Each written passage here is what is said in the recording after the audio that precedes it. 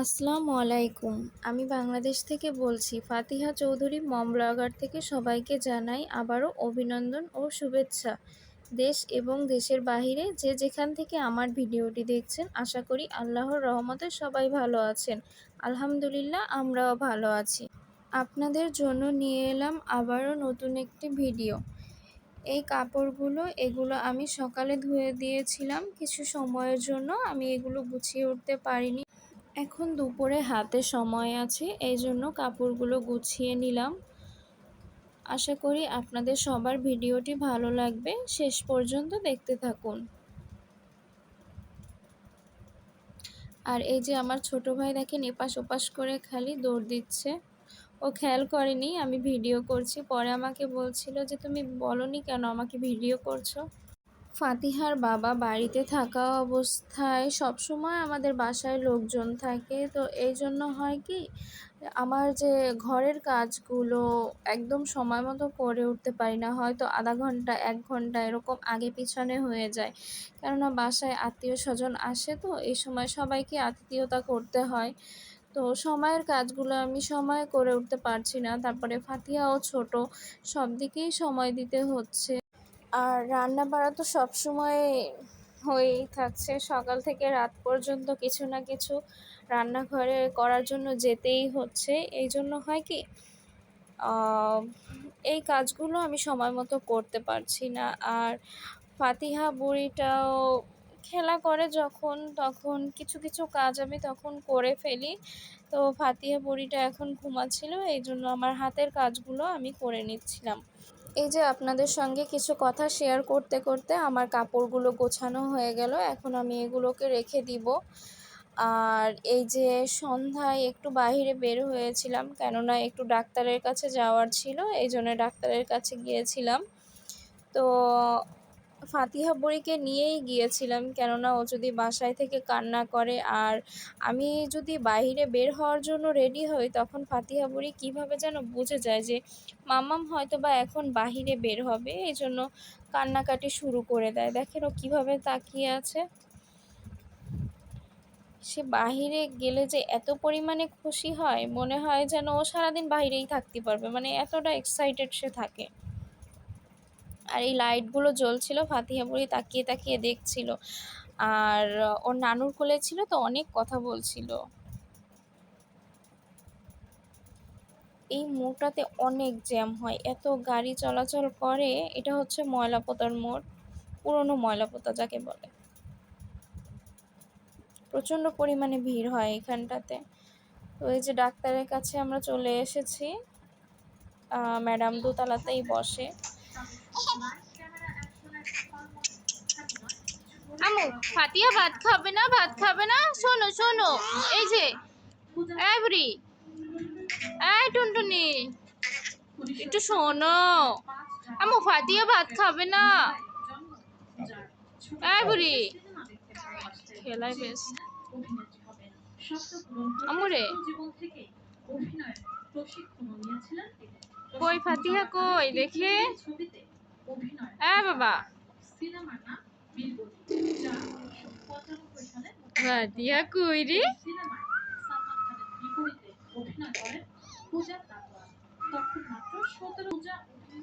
ফাতিহা ভাত খাবে না? একটু বলো মা।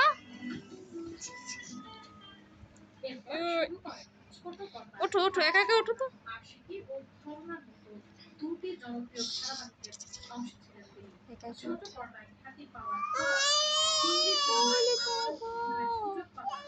কি দুঃখ আমাদের।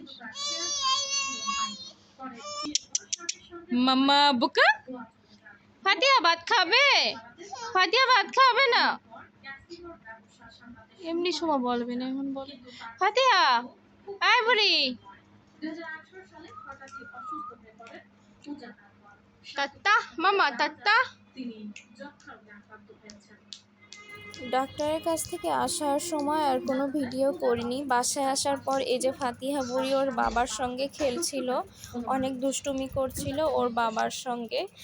আর এটা হচ্ছে রাতে খাবো। তখন ডিম ভাজছিলাম, কেননা ফাতিহা বাবার ডিম ভাজাটা পছন্দ, আর বিশেষ করে আমার হাতের ডিম ভাজাটা ফাতিহার বাবার খুব পছন্দ। এই জন্য বলছিল যে ডিম ভাজা হলেই হবে, মানে আমি জিজ্ঞেস করছিলাম যে কি করব, তো বললো যে ডিম ভাজা আর যা আছে তাই হলেই চলবে, কেননা গোশটা সবসময় থাকে তো বাসায়, এই জন্যে বলছিল যে ডিম ভাজা হলেই চলবে। তো আমি ডিম ভাজছিলাম, আর এই নিহারিটা ফাতিহার ফুপি ফাতিহার বাবার জন্য নিয়ে এসেছিল, তো সেটাই গরম করে দিয়েছিলাম।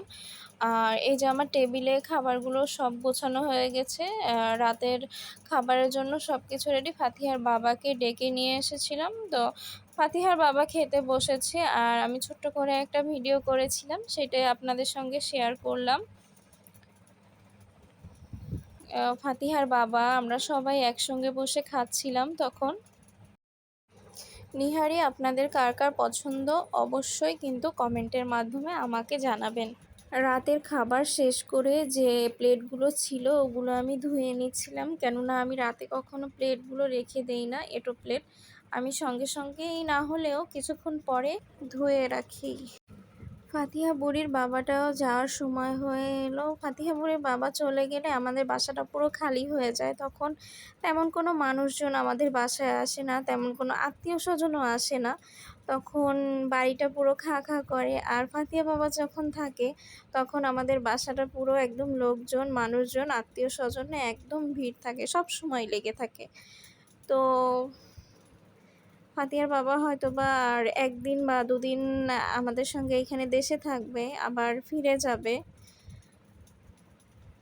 আপনারা সবাই দোয়া করবেন ফাতিহার বাবা যেন ভালোভাবে সহি সালামতভাবে পৌঁছাতে পারে। তো আপনাদের সঙ্গে কথা বলতে বলতে অনেক কাজই আমার এগিয়ে গেল।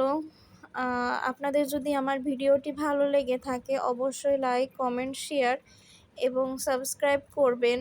আর যদি কোনো ভুল ত্রুটি হয়ে থাকে অবশ্যই ক্ষমার চোখে দেখবেন, আর ভুলটি শুধরে নেওয়ার সুযোগ দিবেন।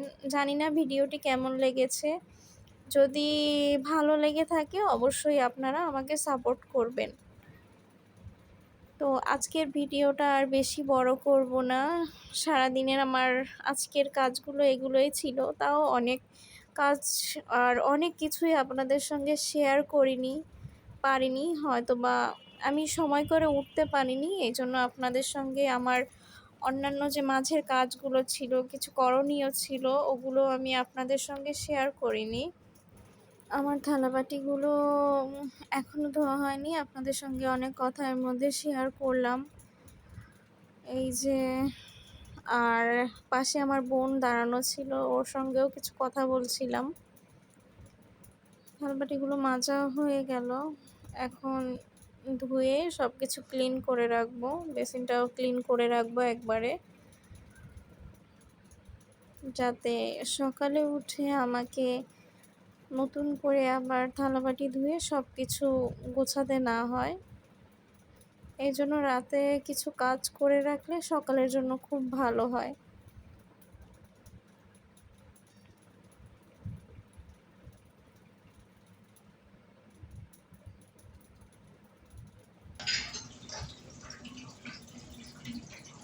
থালাবাটি ধুয়ে আমি বেসিনটাও ক্লিন করে নিলাম।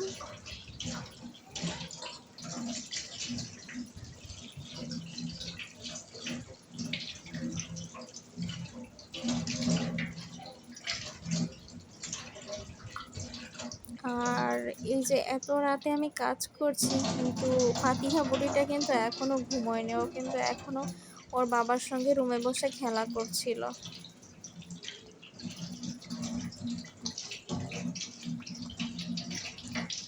তো সব কাজ শেষ করে আজকের মতো বিদায় নিলাম। আজকের ভিডিওটি এ পর্যন্তই। সবাই ভালো থাকবেন, সুস্থ থাকবেন। আল্লাহ হাফেজ।